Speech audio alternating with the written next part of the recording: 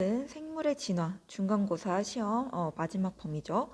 마지막 학습지를 하고 마무리하도록 하겠습니다. 자, 우선 진화가 일어나기 위해서 변이가 있어야 한다라고 했어요.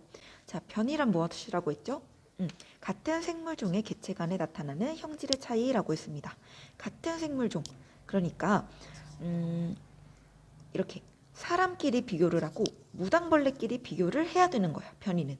자, 우리가 그냥 강아지가 지나가고 있는데 나랑 강아지랑 보면서 너 나랑 다르게 생겼다, 너는 변이가 있구나 라고 하지는 않죠. 어떻게? 변이는 사람끼리, 나랑 친구랑, 나랑 엄마랑, 나랑 언니랑, 나랑 오빠랑 이런 식으로 사람끼리 비교를 했을 때 뭐 피부색의 차이, 머리색의 차이 이런 게 변이고, 무당벌레끼리도 비교를 했을 때 날개무늬, 뭐 색의 차이, 뭐 모양의 차이 이런 것들, 그런 것들을 각각 변이라고 한다라고 합니다. 이해되죠? 자, 넘어갈게요. 자, 이렇게 변이가 일어나는 원인으로는 크게 두 가지가 있는데, 첫 번째 유전적 변이고요. 두 번째 비유전적 변이입니다. 자, 유전적 변이부터 볼까요? 유전적 변이란 말 그대로 유전되는 변이야. 유전. 자, 형질이 자손에게 유전돼. 그러니까 이 말은 무슨 뜻이야? 후손에게 넘겨줄 수 있다는 뜻이죠. 후손에게 넘겨줘. 어떻게? 유전자를 넘겨줄 수 있으니까. 유전자의 변이가 있는 거야. 그렇기 때문에 후손에게 전달됨으로써 진화의 원동력이 될 수 있죠.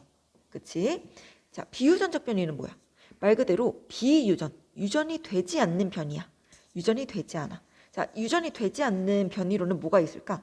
자, 이거는 우리 저번 시간에도 얘기했던 것처럼 뭐 헬스장에 가가지고 열심히 운동을 해. 그래서 팔 근육이 커졌다? 그럼 팔 근육이 커졌다고 해가지고 내가 이제 내가 팔 근육이 막 마동석만해졌어. 자, 그러면 내가 이 상태에서 아기를 낳으면 아기가 마동석 같은 팔을 가지고 나와? 아니죠. 그냥 일반적인 아기가 나오는 거지. 자, 이런 것처럼 후천적인 요인, 나중에 후천적으로 만들어진 그런 요인들은 유전자에 변화가 생겨서 일어난 그런 변이가 아니잖아. 그치? 유전자는 그대로지. 뭐 근육이 커지는 유전자가 새로 만들어지고 이런 게 아니잖아요. 그냥 근육이 커졌다 이런 거니까 유전자의 변화가 없는 건 유전이 되지 않겠지. 그러니까 이거는 비유전적 요인은 진화적 요인이 될 수 없습니다. 진화의 원동력이 될 수 없다. 자, 이걸로 또 다른 예로는 뭐가 있어? 카렌족의 여인들 혹시 들어봤나요? 카렌족의 여인들은 왜 막 목에다가 엄청 청동 목걸이를 끼는 그런 부족이 있어. 이게 약간 미의 기준이래. 목에 많이 목걸이를 많이 찰수록 뭐 아름답다 뭐 이런 문화가 있나 봐.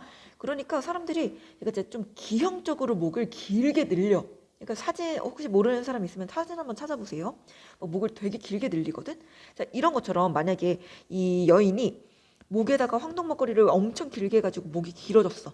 자, 그럼 이 여자가 아이를 낳았을 때 목이 긴 아이가 나와? 아니죠. 그냥 일반적인 목의 길이의 아이가 나오는 거지.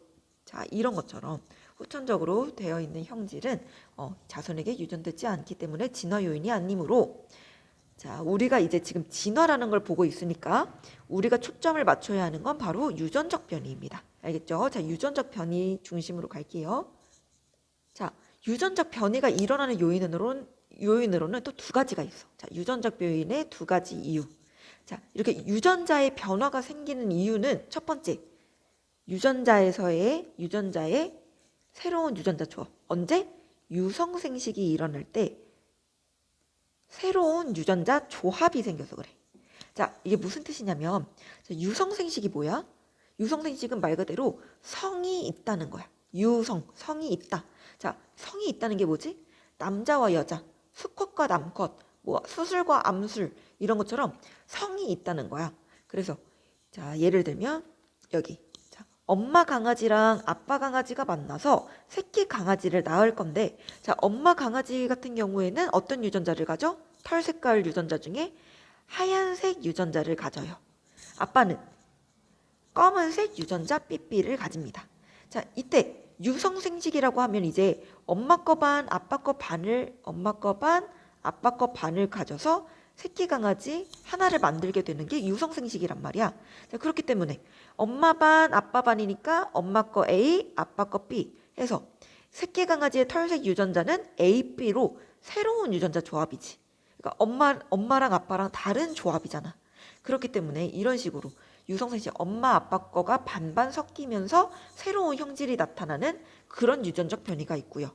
자, 두 번째는 뭐가 있냐면 두 번째는 돌연변입니다. 이거는 새로운 조합도 아니고 그냥 말 그대로 돌연변이야. 아예 새로운 유전자가 만들어집니다. 아예 새로운 유전자가 생성된다. 자, 이게 돌연변이에요. 돌연변이의 예로는 이런 거지, 밑에.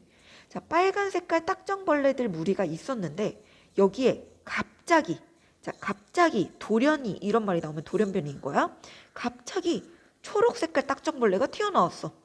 자, 이런 걸 돌연변이라고 하는데, 자, 예를 들어 만약에 자, 우리 왜 동양권에서는 보통 검은색이나 갈색깔, 검정이나 갈색깔 머리가 보편적이잖아. 근데 갑자기 우리 그 동양권 사람들 사이에서 갑자기 주황색 머리의 사람이 나왔어. 주황 머리가 나왔어. 자, 이거는 뭐예요? 당연히 돌연변이야, 이것도. 아빠도 검정머리, 엄마도 검정머리인데 애기가 주황머리야. 그러면 돌연변이가 태어났다라고 하잖아. 자, 근데 예를 들어 엄마 머리가 빨강색이고 그 서양권에서 뭐 아빠 머리가 뭐 금발이야. 근데 이 사이에서 주황색 머리의 아이가 태어났어. 자, 이런 경우는 뭐야? 이런 경우는 새로운 조화. 그러니까 엄마 아빠의 유전자가 반반 섞여서 이런 머리가 나왔겠구나라고 생각을 해볼 수가 있겠죠. 자, 이게 돼요? 두 개의 차이가? 아무튼 결론적으로는 아빠 거 엄마 거에서도 둘 다 없는 주황머리가 나왔고 돌연변이에서도 아빠 엄마한테는 없던 형질인 새로운 주황머리가 나온 거잖아. 자, 이런 식으로 유전적 변이가 만들어지는 겁니다. 새로운 유전자 조합 또는 새로운 유전자가 생성. 이해되죠? 자, 그리고 여기에서 내가 이 유성생식이라는 말을 한 이유는 왜냐면 우리 생물 중에 무성생식을 하는 생물도 있어. 무성생식. 자, 무성생식이 뭐야? 말 그대로 성이 없다는 거야. 남자, 여자 이런 게 따로 없어. 암컷, 수컷 이런 거 없어. 자, 예를 들면 뭐 아메바라고 들어봤어 혹시? 아메바 같은 경우는 뭐 이런 식으로 하나가 있는데 딱 반으로 쪼개져서 두 개가 돼. 이게 바로 번식을 하는 거야. 아메바 번식 끝. 자, 이런 식으로 이분법으로 번식을 하는 애들도 있고 또는 예를 들어 또 이런 식으로 있는데 팔 같은 게 쭉 나와. 근데 이게 똑 잘려. 그럼 이것도 번식이 이렇게 두 개로 이렇게 번식이 되는 거예요. 자, 이런 식으로 그냥 내가 나눠져서 두 개가 되는 거잖아. 그게 번식이 된 거잖아. 자, 이걸 무성생식이라고 하는데, 자, 무성생식이랑 유성생식이랑 비교를 했을 때 어느 것이 변이가 더 많을까? 어느 것이 더 개성이 있을까? 당연히 유성생식이죠. 그치? 왜냐면 유성생식은 엄마 거 반, 아빠 거 반을 섞어서 새로운 애를 만들어낼 수 있는데 무성생식은 보통 이렇게 그냥 한 개가 쪼개져서 두 개가 되는 거잖아. 똑같은 클론을 만드는 거잖아. 그러니까 무성생식은 그렇게 변이가 많지 않죠. 유성생식이 훨씬 많지. 그래서 유성생식의 경우가 변이를 일으키는 데는 더 유리하다라는 겁니다.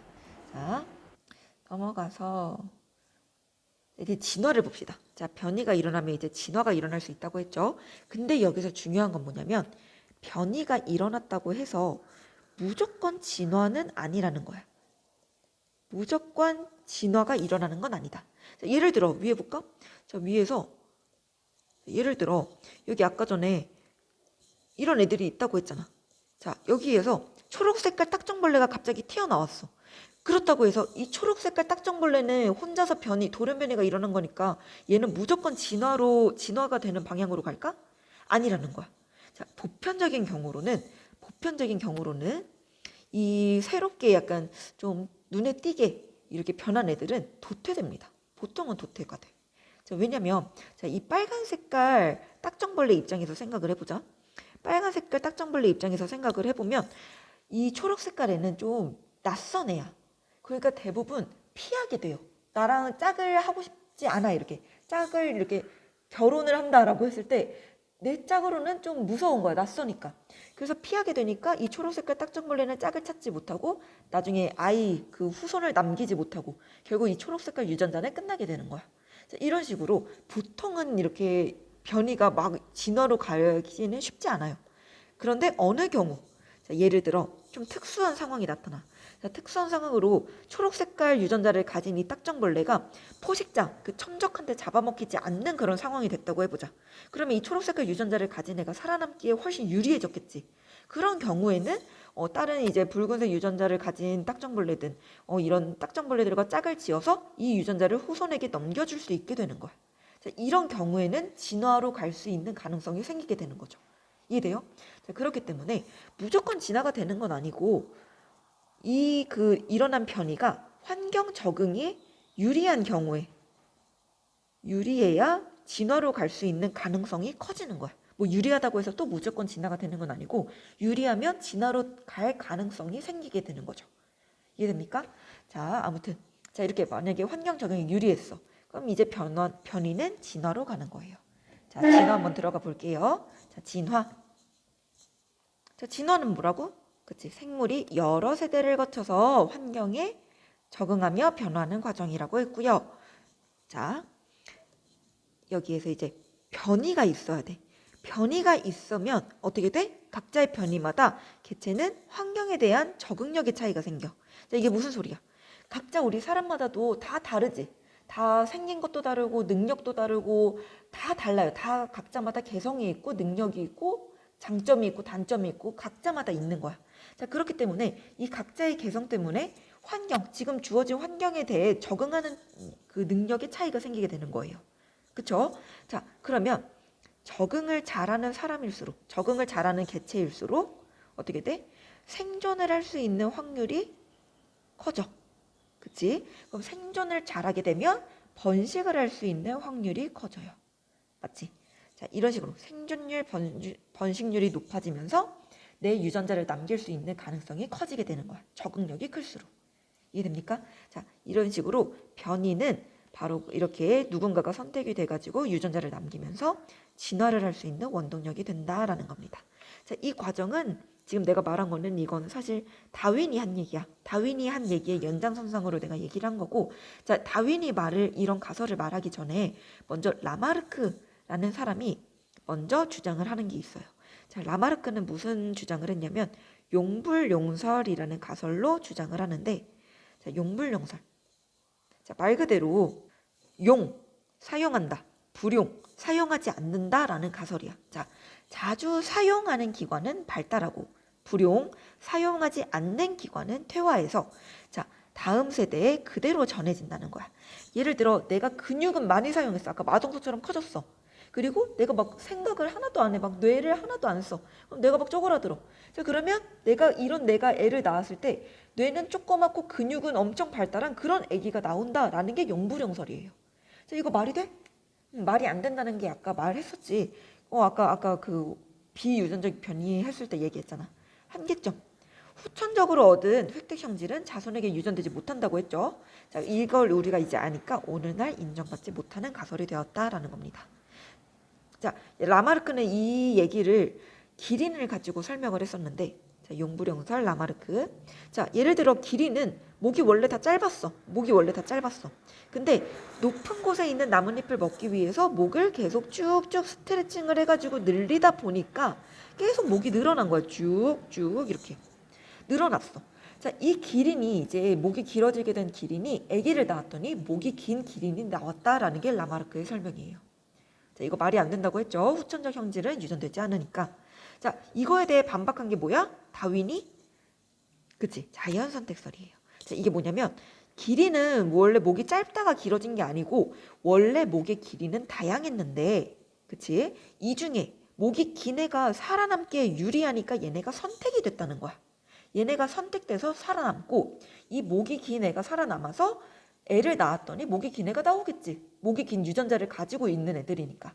그래서 이런 식으로 선택된 애들이 애를 낳아서 계속 그 목이 긴 유전자가 전달이 됐을 뿐이다 라고 말한 게 다윈의 자연 선택설이에요. 선택된 애가 살아남아 번식한다. 자, 이게 바로 다윈의 자연 선택설. 자, 옆에로 가서 볼게요. 자, 자연 선택설이 뭘까? 자, 우선 다윈은 다윈의 진화설은 뭐냐면 현재 지구상에 존재하는 모든 생물은 간단한 생물체로부터 원래 간단한 생물체였는데 진화 과정을 거치면서 선택과 진화 과정을 거치면서 복잡한 생물체가 되었다는 게 다윈의 얘기고 자, 이 베이스로 나온 가설이 자연선택설이죠. 자, 자연선택설. 이거를 지금 한 줄 요약해 놓은 게 옆에 글이야. 한 줄 요약. 자, 다양한 변이가 있는 개체들이 그러니까 다양한 개성을 가진 개체들 중에서 누가 살아남아? 자연 환경에 가장 잘 적응하여 생존에 유리한 개체가 살아남아. 자, 그러니까 생존에 유리한 애가 선택되어서 살아남아 자손을 남기는 거죠. 그러니까 선택된 애들이 생존하게 되면 어떻게 돼? 번식할 가능성도 커지고. 그래서 이런 게 자연 선택설입니다. 자연 환경에 유리한 애가 선택된다. 자연 선택설. 그죠? 자, 이 과정, 이 한 줄 요약한 거를 자, 이거를 좀 풀어서 설명한 게 밑에 과정입니다. 자, 자연 선택설의 과정이에요. 자, 우선 진화가 일어나기 위해서 가장 그 첫 번째 스텝은 뭐냐면 첫 번째 과정은 과잉으로 생산된다는 거야. 과잉으로 생산된다. 자, 과잉 생산하는 건 뭐예요? 자, 예를 들어 먹이가 100개가 있다고 해보자. 자, 먹이가 100개가 있는데 살아있는 애가 10마리야. 자, 그런 경우라면 10마리는 먹이가 100개나 있으니까 충분히 다 먹고 살만 하잖아. 그러니까 싸울 필요 없이 그냥 다 같이 먹고 잘 사게 되는 거야. 그 변이를 가진 각자의 개체가. 근데 예를 들어 먹이는 100개인데 살아있는 애가 1000마리야. 자, 그런 경우면 먹이가 부족하지. 그러니까 어떻게 돼? 이 1000마리가 서로 살아남기 위해서 싸워. 자, 그러면 싸우는데 이제 여기에서 누가 살아남게 돼?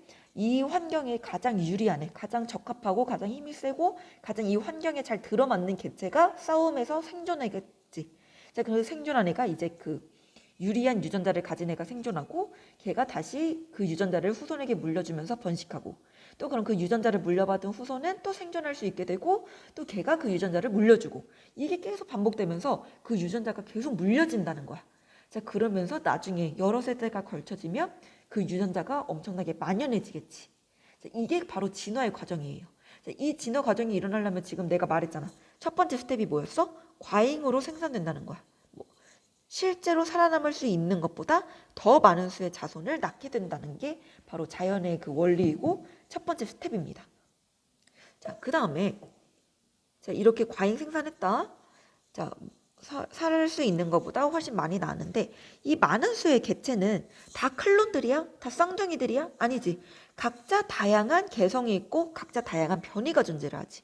그러니까 개체마다 변이가 존재하게 됩니다. 개체마다 다 형질이 다르다. 자, 이러면 이 개체마다 변이가 다르니까 적응력이 다 다르겠지. 자, 살아남을 수 있는 확률이 다 다를 거 아니야. 각자마다 능력과 외모와 이런 성질들이 다 다르니까. 그렇기 때문에 과잉 생산된 개체들은 이제 한정된 먹이와 서식 공간을 두고 생존 경쟁을 하게 돼요. 먹이가 부족하고 서식지가 부족하니까 서로 싸울 수밖에 없는 거야. 살아남으려면. 자, 그때 이제 누가 살아남게 돼? 환경에 더욱 적합한 변이를 가진 개체가 살아남게 되겠지. 이게 바로 적자생존이에요. 적합한 자가 살아남는다. 적자생존. 자, 이런 식으로 생존 경쟁을 해서 살아남은 개체가 자신의 그러니까 자신의 유전자를 후손에게 물려주는 이 과정을 자연선택이라고 하는 거야. 그러니까 자연선택된 애가 살아남게 되고 생존하게 되고 생존한 애가 번식을 할 수 있겠지. 자, 이 과정을 자연선택이라고 하고요. 이 과정이 여러 세대를 걸쳐 반복돼. 자, 이 과정이 계속 반복이 되면 어떻게 돼? 처음에 조상과는 다른 형질을 가진 자손이 대다수가 되면서 새로운 종으로 나타나게 된다라는 게 진화입니다. 자, 예를 들면 이게 지금 무슨 소리냐면 처음에 조상, 우리 기린의 처음의 조상은 목 길이가 그렇게 다 길지 않았어. 다 길 수도 있고 짧을 수도 있고 중간일 수도 있고 다 다양했단 말이야. 근데 지금은 이 목이 긴 애가 계속 살아남아서 애를 낳고 또 그 긴 유전자를 가진 애가 또 살아남아서 애를 낳고 이 긴 유전자만 계속 살아남아서 애를 낳으면서 그 유전자만 계속 남게 되는 거지. 그러니까 지금은 어때? 그러니까 예전 같은 경우는 기린이라고 하면 딱 목이 길다라는 형질이 떠오르지 않았어. 조상 같은 경우는 기린의 조상은. 근데 지금은 어때? 지금은 기린 하면 뭐가 떠올라? 목이 길다라는 형질이 딱 떠오르잖아. 이런 식으로 조상과는 다른 형질을 갖게 된 거죠. 이렇게 진화가 이루어진다라는 겁니다. 이게 바로 자연 선택의 과정이에요. 자, 여기까지가 내가 저번 주에 그 이상희 씨 막 이렇게 보여주면서 설명했었던 내용이고, 자, 이거를 이제 응용을 해가지고 네 가지 예시를 볼 건데요. 첫 번째 갈라파고스, 두 번째 나방, 세 번째 예시는 남모양 적혈구 빈혈증, 네 번째 항생제 내성세균입니다. 자, 이 네 가지를 한번 살펴볼게요. 자, 첫 번째부터 봅시다. 자, 첫 번째 갈라파고스 핀치새의 얘기예요. 이거는 뭐 유명하죠. 갈라파고스의 핀치새 얘기. 자, 갈라파고스가 원래 이런 식으로 원래 조상 핀치가 있었는데 이 핀치새 무리가 어디로 날아갔어? 갈라파고스로 날아갔어. 근데 갈라파고스는 어떤 지역이냐면 되게 많은 섬들이 존재하고 있는 지역이야.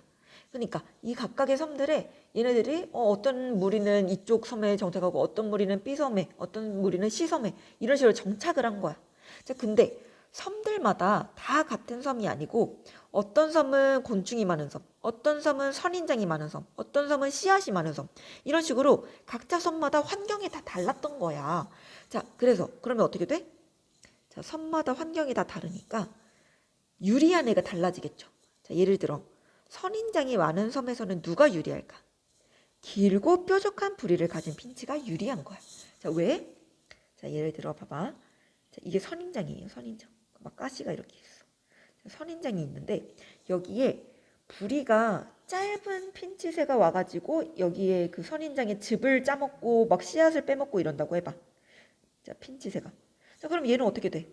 이 선인장을 파먹으려고 할 때마다 얼굴에 찔리겠지, 가시가. 그러니까 얘는 너무 먹을 때마다 너무 고통스러운 거야. 그러니까 잘 안 먹어서 쫄쫄 굶거나 아니면 뭐 찔려 죽거나 이러면서 얘는 점점 살아남기가 힘든 조건이 된 거지. 그럼 어떻게 돼? 도태되는 거예요. 도태돼. 근데 여기에 이렇게 부리가 긴 핀치새가 왔어. 자, 얘는 어떻게? 쉽게 쪼아 먹을 수 있겠지. 그러니까 얘가 훨씬 유리한 거야. 그러니까 얘는 살아남아. 막 배부르게 먹어. 자, 그럼 배부르게 먹어서 생존하고 나면 이 유전자를 또 후손에게 넘겨줘. 그럼 이 후손도 살아남기 쉽겠지. 그럼 또 생존해서 또 이 유전자를 또 후손에게 넘겨줘. 이게 계속 반복이 되면 어떻게 돼? 오랜 시간이 지난 후에는 이렇게 긴 부리를 가진 애들만 이렇게 엄청 많게 되겠지. 자, 이게 바로 진화 과정이라는 거예요. 자, 이 과정이 반복되면서 나중에 오랜 시간이 지난 뒤에는 길고 뾰족한 부리를 가진 그런 무리가 형성이 되는 거야. 길고 뾰족한 부리 핀치새라는 이렇게 종이 만들어지게 되는 거예요. 이게 바로 진화 과정이야. 자, 두 번째. 자, 크고 단단한 씨앗이 많은 섬이라고 해보자. 여기서는 누가 유리할까? 자, 예를 들면 처음에 정착했을 때는 이런 다양한 변이를 가진 애들이 있으니까 여기 위에서 본 뾰족하고 얇은 부리를 가진 이 핀치새도 존재를 했겠지. 이 씨앗이 많은 섬에. 자, 얘네가 그 큰 씨앗을 깨서 먹어야 되는데 이 얇고 긴 부리로 그 씨앗을 부신다고 해봐. 자, 그러면 씨앗이 부셔질까? 얘네 주둥이가 부셔질까? 처음에는 뭐 부셔 먹더라도 나중에는 이게 부리가 다르면서 주둥이가 부셔지게 될 거야. 그럼 어떻게 돼? 얘는 더 이상 먹이를 먹지 못하고 도태되게 되겠죠. 근데 반대로 아까 이 짧고 두꺼운 부리를 가진 애들은 그냥 손쉽게 씨앗을 부술 수가 있는 거야. 그러니까 살아남기가 쉽겠죠. 자, 그래서 이 섬에서는 크고 두꺼운 부리를 가진 핀치새가 오히려 더 유리했다는 거야. 자, 그러니까 오랜 시간 이 과정이 반복되면서 어떻게 돼? 나중에 오랜 시간 뒤에는 크고 두꺼운 부리를 가진 핀치새가 이 섬에서는 번성을 하게 되는 거지. 이해돼요? 자, 그러니까 여기에서 지금 이게 바로 진화의 과정인 거고, 여기서 또 하나 알아야 될 게 뭐냐면, 자, 이 뾰족한 부리를 가진 핀치새가 여기서 수온량이 많은 섬에서 살아남았잖아. 자, 이렇게 얘네가 살아남은 이유가 그 크고 두꺼운 부리를 가진 애들보다 우월해서 살아남은 거야? 아니지. 우월한 게 아니라 그냥 이 환경에 운이 좋게 적합했기 때문에 살아남은 거지. 또 여기 크고 두꺼운 부리를 가진 애가 씨앗이 많은 섬에서 살아남았잖아. 얘네가 살아남은 것도 얘네가 우월했기 때문에야? 뾰족한 부리를 가진 애는 열등하고 크고 두꺼운 부리를 가진 애가 우월해서 살아남은 거야? 아니지. 그냥 얘네들은 다 동등한 존재인데 그냥 운이 좋게 이 환경에 적합했을 뿐인 거지. 자, 이런 것도 조금 알아두면서 넘어가면 좋을 것 같아요. 자, 뭐가 우월해서 살아남은 게 아니다. 그냥 환경에 적합한 애가 살아남았을 뿐이다. 라는 겁니다. 자, 이제 뒤에 남은 세 가지 예시에서도 계속 비슷한 얘기가 나와요. 자, 밑에 이제 나방 얘기 봅시다. 자, 나방도 보면 나방도 같죠. 자, 나방도 이렇게 보면 됩니다. 처음에 되게 오래전 과거에는 흰 색깔 지이류가 많았어. 자, 이게 흰 색깔 지이류예요. 나무에 살고 있는 흰색 지이류가 많았는데, 자, 흰색 지이류가 많으니까 그 위에 흰 색깔 나방이 앉으면 어떻게 돼? 보호색 때문에 그 포식자의 눈에 흰 색깔 나방도 잘 보이지 않게 되겠지. 가려지겠지. 근데 검은색 나방은 어때? 눈에 확 띄니까 포식자가 바로 잡아먹게 되는 거야. 그러니까 흰색 지이류가 많은 곳에서 검은색 나방이 포식자의 눈에 더 잘 띄겠지. 그러니까 흰색 나방이 번성하게 됐는데, 자, 이 사이에 무슨 일이 벌어지냐면, 자, 사람의 그런 환경들이 발달되기 시작하고 그러면서 산업화가 발달돼. 산업화가 진행이 됩니다. 자, 그러면서 산업화가 된다는 거 뭐야? 막 공장이 돌아가고 이런다는 거잖아. 그러니까 공장이 돌아가고 막 연기가 나오고 매연이 나오고 막 이러면서 대기가 오염되기 시작하는 거야. 자, 대기가 오염되면서 어떻게 돼? 이 지류가 죽게 됩니다. 더 이상 살 수 없게 돼. 그러니까 나무에 지류가 없으니까 어떻게 돼? 검은 색깔 나방은 나무 색깔 때문에 좀 가려지지만 흰 색깔 나방은 눈에 바로 확 뜰 수 있겠지. 바로 하얀색이 눈에 확 띄잖아. 그러니까 얘가 잡아먹히는 거야. 하얀색이.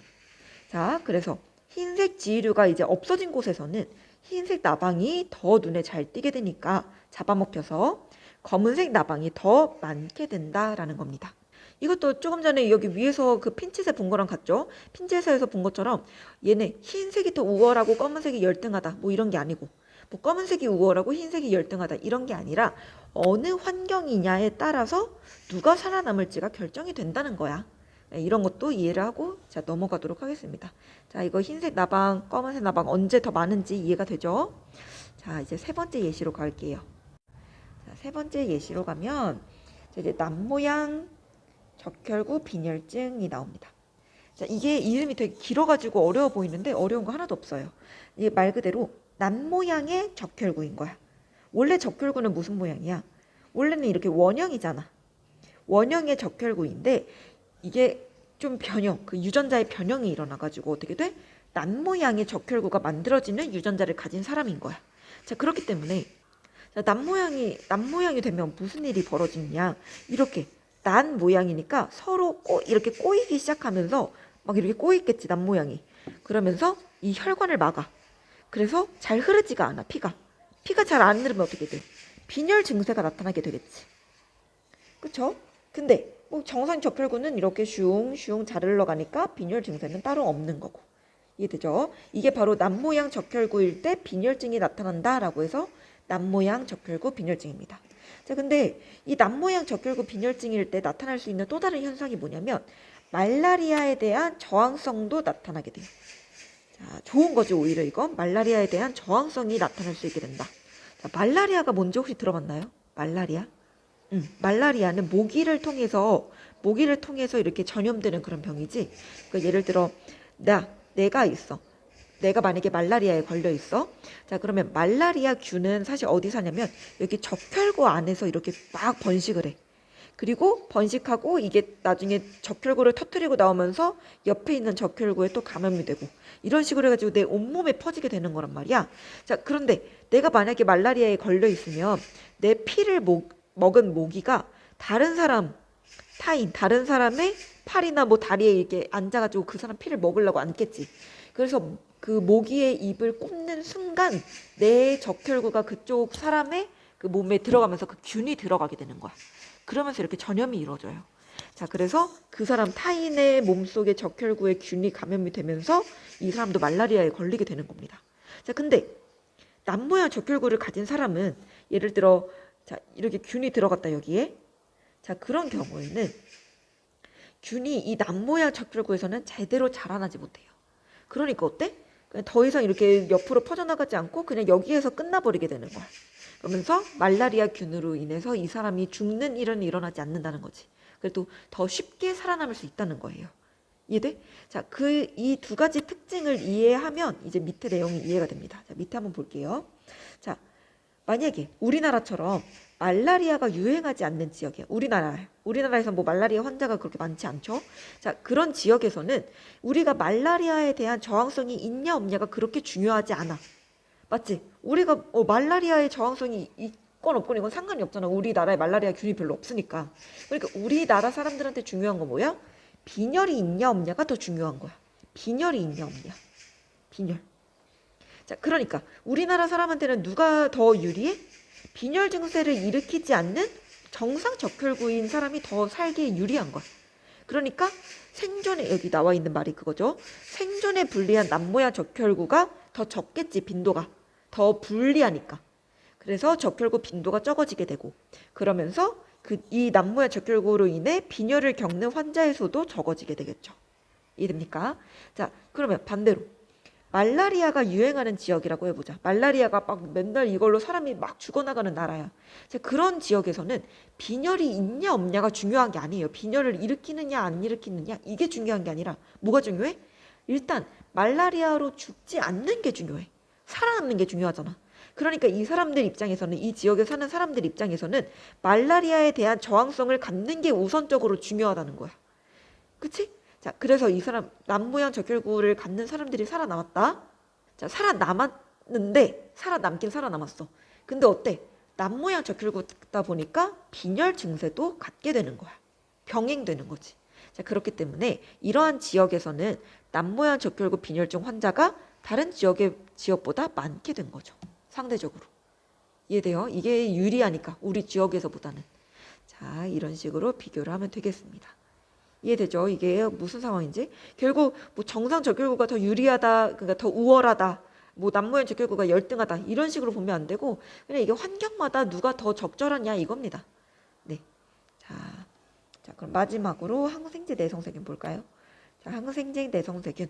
얘는 어떻게 출현하느냐 봤더니, 자, 먼저 항생제랑 내성이라는 말의 뜻을 알아볼게요. 자, 항생제는 세균을 죽이거나 세균의 성장을 억제하는 물질이다라고 합니다. 자, 세균이야. 이게 좀 몇 개 인강을 찾아보다 보니까 세균이랑 바이러스를 죽이는 물질이라고 좀 설명하시는 분들이 있던데, 바이러스랑은 관련이 없어요. 세균이랑 바이러스는 전혀 다른 생물이야. 자, 항생제는 세균을 죽이거나 억제하는 물질입니다. 바이러스는 관계없고. 자, 아무튼 그 다음 이제 내성이란, 세균은 보통 항생제로 죽어야 되는데 안 죽는 거야. 더 이상 그 항생제로 죽지 않아. 이게 바로 내성입니다. 자, 이런 식으로 내성을 갖게 되는 이유는 뭘까라는 거예요. 자, 과정을 한번 볼게요. 자, 어떤 과정으로 내성을 갖게 되는가? 자, 다음과 같은 과정으로 일어납니다. 자, 첫 번째, 원래는 그냥 이렇게 아무런 뭐 그냥 일반적인 세균이었어. 근데 어느 날 갑자기, 자, 이거 색칠해 놓을까요? 여러분은 흑백이라 안 보이니까 이런 식으로 색칠을 하고 갈까요? 자, 빨간색 세균이 있죠? 이렇게. 자, 빨간 색깔 세균이 나타난 거야.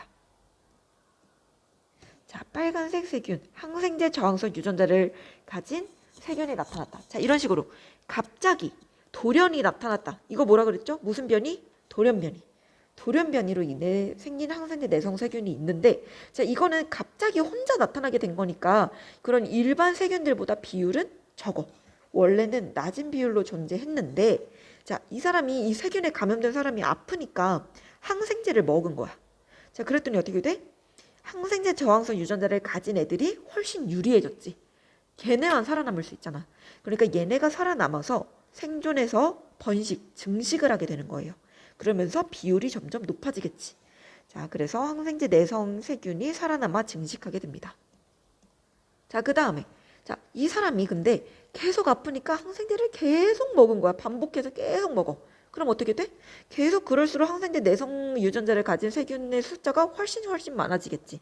얘네가 계속 살아남고, 얘네만 살아남고, 얘네가 또 살아남아서 증식하고, 살아남아 증식하고, 반복이 계속 되니까. 그래서 항생제를 사용할수록 항생제 내성 세균의 비율은 점점 더 증가하게 됩니다. 이해되죠? 그래서 우리가 웬만하면 약을 먹지 말고 먹지 말라는 게 이것 때문이야. 내성 생길까 봐. 만약에 이 세균 중에 돌연변이가 일어나지 않는다면 돌연변이가 일어난 세균이 없다면 다행인데 만약이라도 이런 돌연변이가 있는 세균이 나타나게 돼서 내성을 갖게 된다면 이제 더 이상 그 약의 효과가 없으니까. 이해돼요? 그러면 진짜로 아픈 상황이 발생했을 때 더 이상 안 아플 방법이 없는 거야. 자, 이게 근데 뭐 약의 종류는 많잖아요. 막 이런 식으로 얘기를 할 수가 있는데 그건 이제 밑에를 한번 볼게요. 자, 밑에 봅시다. 자, 우리가 어떤 사람이 진짜 위험한 사람이냐면 약에 의존하는 사람이 되게 위험해요. 그러니까 약에 좀 과하게 의존하는 사람들 있지. 조금만 아파도 약을 먹고, 약간 어디가 조금만 쑤신다 해도 바로 약 먹고 이런 사람들 있잖아. 이런 사람들은 약간 비타민 챙겨 먹듯이 항생제를 먹는 사람들은 위험할 수 있어요. 자, 봐봐. 왜 그러냐면 슈퍼 세균이 나타날 수 있어. 자, 슈퍼 세균, 슈퍼 박테리아. 이게 무서운 겁니다. 박테리아가 세균이거든. 슈퍼 박테리아가 나타나. 자, 이게 뭐냐? 예를 들어 어떤 사람이 머리가 너무 아파가지고 항생제 A를 먹었어. 그랬더니 좀 나아지는 거야. 그래서 그 다음 날에 또 머리가 아팠더니 그냥 또 먹어. 그랬더니 또 괜찮아. 그래서 세 번째 날에도 또 조금 아프다 했더니 그때마다 먹어. 이게 습관이 돼가지고 약간 비타민 챙겨 먹듯이 매일매일 항생제를 챙겨 먹었어. 그랬더니 어떻게 돼? 나중에 진짜 머리가 아팠을 때 항생제 A를 먹었더니 효과가 하나도 없는 거야. 그랬더니 이 사람이 이상하다 이러면서 그럼 항생제 B 이 약을 먹어볼까? 이러고 먹었어. 이것도 이제 비타민처럼 챙겨 먹어. 그랬더니 B도 나중에 효과가 하나도 없어. 자, 그래서 이상하다 해가지고 얘도 C를 또 먹어. 약 C를 먹어. 그랬더니 이것도 효과가 없어. 자, 이런 식으로 약을 계속 쓸데없이 너무 많이 먹게 되잖아. 그럼 나중에는 이 A 약을 먹어도 그 효과가 없고 B를 먹어도 효과가 없고 C를 먹어도 효과가 없는 이런 모든 약에 대한 내성을 가진 슈퍼박테리아가 나타나는 거예요. 지금까지 개발된 어떤 항생제를 이용해도 죽일 수 없는 세균. 왜 이런 세균이 나타나? 항생제의 남용에 의해 출현하는 세균입니다. 자, 이렇기 때문에 여러분 웬만하면 아플 때 막 약에 너무 의존하지 말고 너무 아플 때 당연히 먹어야 되지만 그래도 조금 참을 만한 아픔 정도면 잘 챙겨 먹고 잘 자고 이러면 나을 수 있으니까 약에 너무 의존적이지는 않으면 좋을 것 같습니다. 자, 이제 넘어갈까요? 자, 이제 마지막으로 다윈의 이런 그 자연 선택설이 과학과 사회에 미친 영향이 커. 당연히 과학은 말할 것도 없지. 뭐 유전 원리 이런 거 밝히는 데도 쓰이고 또 이렇게 생물들 사이에 우월한 것, 열등한 것 이런 계층이 존재한다는 생각이 어떻게 바뀌어? 모든 생물은 환경에 성공적으로 적응한 동등한 존재라는 거. 그러니까 어떤 환경이냐에 따라서 선택될 뿐이지 이게 누가 우월해서 누가 선택되고 이런 게 아니라는 거야. 이해되죠? 또 생물이 어떻게 진화되는지 유연 관계를 이해하게 되고 또 과학 말고도 이렇게 사회에도 영향을 많이 미쳐. 뭐 인종차별, 약육강식을 이상하게 합리화하는 사람들도 있었고 제국주의를 정당화하는 사람도 있었고 아무튼 뭐 사회, 과학, 정치, 경제 뭐 다양한 방면으로 크게 영향을 미친 가설이었다라고 알면 되겠습니다. 자, 이제 마지막으로 지구에선 생명체가 어떻게 출현했나만 보고 끝내도록 할게요. 자, 지구의 생명체 출현. 자, 지구상에는 원시 지구에는 당연히 생명체가 존재하지 않았죠. 처음에는 당연히 생물이 살지 않았어. 근데 어디서 우리가 그때 그 출현을 한다고 했지? 생명체가 우리 지구상에선 이제 바다에서 나온다고 했었죠. 바다에서. 왜냐면 오존층이 없었기 때문에 육지에서는 더 아직 살 수 없었기 때문에 바다에서 나왔는데 자, 그러면 바다에서 어떻게 생물이 출현을 했냐라고 했더니 과학자들이 뭐라고 그래? 대기 중에 있는 대기의 원소들을 이용을 해가지고 생명체가 출현을 했다라고 얘기를 합니다. 자, 그랬더니 어떤 이제 일부 사람들이 그거를 듣고 어떻게? 말도 안 되는 소리 하지 말아라. 어떻게 대기 중에 있는 그런 기체 성분으로 생명체를 만드냐? 증명해봐. 라고 한 게 바로 밀러의 실험입니다. 자, 한번 볼게요. 이게 어떻게 한 거냐면 원시지구 상태를 그대로 구현한 거야. 밑에 먼저 볼까? 원시지구의 대기는 뭘로 되어 있었냐면 대부분 물, 메테인, 암모니아, 수소가 대부분이라고 했어. 자, 이게 뭐야? 물, H2O, 메테인, CH4, 암모니아, NH3, 수소, H2 이렇게 돼 있죠. 자, 그러면 여기에 이 네 가지에 있는 원소들이 뭔지 한번 볼까? C 있죠, C. H도 있고요. O도 있고요. 또 뭐 있어? N도 있잖아. 자, 이거 어디서 많이 본 원소들 아니야? CHON? 그치? 우리 왜 유기물 배울 때 우리 그 탄소화합물 배울 때 기억나? 1학기에? 막 단백질, 탄수화물, 지질, 핵산 이런 거 배웠었잖아.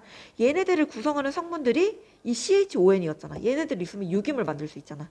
그러니까 대기 중에 있는 거에 대부분의 그 유기물을 만드는 준비물, 그 재료들이 있었기 때문에 가능하다라고 하는 겁니다. 자, 이걸로 이제 만드는 거야. 이걸로 실험을 한 건데, 자, 7번은 조금 이따 보도록 하고요, 빈칸. 자, 그 다음에 이 원시 지구에는 또 무슨 환경이었냐면 번개가 많았어. 왜? 아직 불안정한 상태지. 그러니까 벼락도 치고 번개도 많고 이러니까, 자, 이게 많았다. 그래서 이걸 이용을 해서 CHON을 새로운 조합으로 만들었다는 거야. 자, 자, 어떻게 했는지 봐봐. 자, 원시 지구 대기의 성분을 그대로 구현을 했어. 물, 메테인, 암모니아, 수소. 그다음 고압 전류를 가해준 거죠. 번개로서. 번개를 재현한 거야. 자, 그랬더니 어떻게 돼? 나중에 유기물이 발견됐다는 거예요. 이걸로 증명을 해낸 거야. 자, 그래서 결과가 물, 메테인, 암모니아, 수소에 번개, 고압 전류를 가했더니 유기물이 생성되더라는 거야. 자, 그래서 뭐 사실 이 실험이 뭐 대기를 이용을 해가지고 강아지를 만들었어요. 짜잔 이런 게 아니고 그냥 뭐 간단하게 뭐 암모니아, 뭐 포도당 이런 가벼운 유기물들, 간단한 유기물을 만들었지만 아무튼 이렇게 간단한 유기물이 만들어진 걸 보면 나중에 이런 과정이 계속 반복되다가 복잡한 유기물이 되고 그게 여기 나오지. 간단한 유기물에서 복잡한 유기물이 되고 얘가 원시 생명체가 되고 우리처럼 완전한 생명체가 되지 않았겠느냐라고 가설을 세운 거예요. 여기서 무기물은 이런 식으로 무기물이고. 이해되죠? 그래서 이런 식으로 이것도 하나의 가설이야. 생명 기원에 대한 하나의 가설입니다. 자, 이런 식으로 만들어졌을 것이다 라는 거고요. 그리고 마지막 빈칸이 7번인데 이건 뭐냐면 우리 원시 지구 대기에는 뭐가 없다 그랬지? 무슨 대기? 그치. 산소는 아직 없었죠. 이건 언제부터 생겼어? 그치. 남세균, 그 광합성을 하는 세균이 생성되면서부터 만들어지면서부터 대기 중에 산소가 쌓여서 오존층이 형성되고 육지로 생물이 올라왔다라고도 배웠었죠. 이것도 우리 시험범위죠. 자, 아무튼 여기까지 이렇게 공부를 하고요. 자, 이렇게 해가지고 이번에 시험범위는 마치도록 하는 걸로 하겠습니다. 자, 그러면 공부 열심히 하고 시험을 잘 보도록 응원하겠습니다. 자, 모두 화이팅 하세요. 다음 주에 보도록 하겠습니다.